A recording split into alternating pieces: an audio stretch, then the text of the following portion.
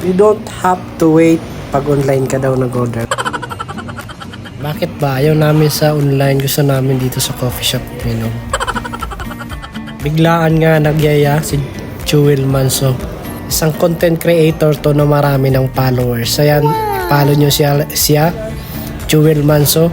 So, nagbibideo din siya. Sino manonood ng ating video? Joel, parehas tayo nag-vlog dito. Sobrang nag-boom dito yung Half-M dahil sa libre nilang mug. Yan, pag bumili ka ng kape, may libre ka ng mug.